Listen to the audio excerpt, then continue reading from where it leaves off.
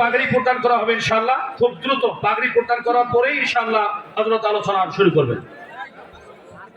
আলহামদুলিল্লাহ। হাফেজ মোহাম্মদ আরিফুল ইসলাম, পিতা আফজারুল হক, গ্রাম সিলাপাক মাস্টারপাড়া, ডাকঘর বুড়ুরহাট, থানা কারাবাস, জেলা রংপুর। এই ছেলেটি লজিং ছিল আবু তালেব, গনিরামপুর, ঝাকুয়াপাড়া।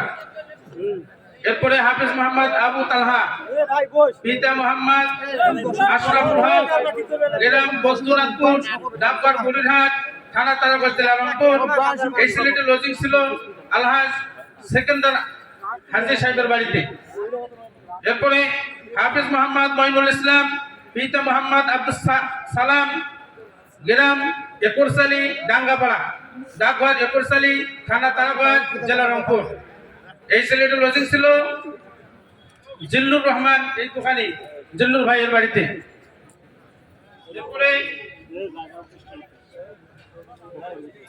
হাফেজ মোহাম্মদ রিজওয়ান ইসলাম, পিতা মোহাম্মদ আব্দুল আউয়াল, গ্রাম সিলাবাক মাস্টারপাড়া, ডাকঘর বুড়ুরহাট, থানা তারাবাস, জেলা রংপুর।